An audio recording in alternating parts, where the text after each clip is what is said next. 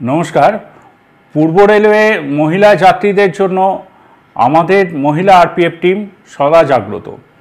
আমাদের যে মাতৃভূমি লোকালগুলো আছে, 12টি মাতৃভূমি লোকালে আমাদের মহিলা আরপিএফ টিম থাকে, যাতে সেখানে কোনো পুরুষ যাত্রী না ঢুকতে পারে। তাছাড়াও যেগুলো এমনি লোকাল ট্রেনস আছে, সেখানে যেখানে মহিলা কোচেস আছে, যেমন 340খানা মতো কোচেস আমরা আছে যেখানে মহিলা যাত্রীদের জন্য এক্সক্লুসিভলি, সেখানেও আমাদের আরপিএফ এর কর্মীরা থাকেন, সজাগ থাকেন, যাতে ওখানে কোনো পুরুষ যাত্রী না ঢুকতে পারেন।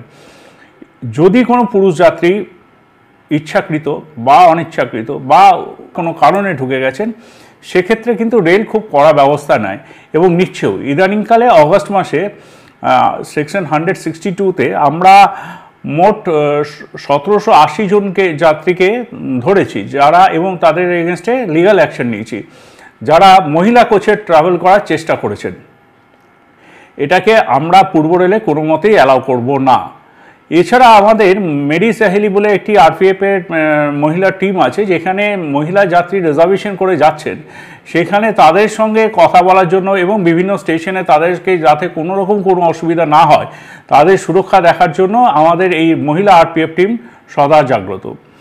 আরেকটি বিশেষ যেটা আমরা চালাচ্ছি, বিশেষভাবে যেটা চালাচ্ছি, যে ট্রেনে এসকর্ট এবং যাত্রীদের ইনফরমেশনের জন্য প্রায় আমরা সব জায়গায় সিসিটিভি লাগিয়ে রেখেছি। সেই সিসিটিভির মাধ্যমে আমরা 3900 মতো আমরা সিসিটিভি লাগিয়েছি, যেখানে আমাদের কন্ট্রোল রুমে আমরা সেটা মনিটর করতে পারছি যে কোথাও কোনো রকম মহিলা যাত্রীদের কেউ উত্ত্যক্ত করছে বা কেউ ডিস্টার্ব করছে বা তারা কোনো রকম অসুবিধা ফিল করছেন কিনা। সঙ্গে সঙ্গে আমাদের টিমের কাছে খবর এলে আমাদের টিম সেখানে পৌঁছে যাচ্ছে। প্রায় 25খানা স্টেশনে আমরা মাতঙ্গিনী স্কোয়াড তৈরি করেছি, যেখানে মহিলা যাত্রীদের কোনো রকম কোনো অসুবিধা হলে আমাদের মহিলা আরপিএফ টিম সেখানে ঝাঁপিয়ে পড়ছে। তো আমরা আবারও বলছি, পূর্ব রেলওয়ে মহিলা যাত্রীদের জন্য অত্যন্ত সুরক্ষিত এবং সদা জাগ্রত। আমাদের সিসিটিভি মনিটরিং যেমন চলছে, তেমনি আপনারা আমাদেরকে জানাতে পারবেন যে 139 তো আছেই, তাছাড়াও আপনাদের সিসিটিভির মাধ্যমে বা কোথাও কোনো রেলকর্মীকে আপনারা মনে হলো যে আপনার কোনো অসুবিধা হচ্ছে, প্লিজ লেট আস নো, আমরা আপনাদের সাথে আছি।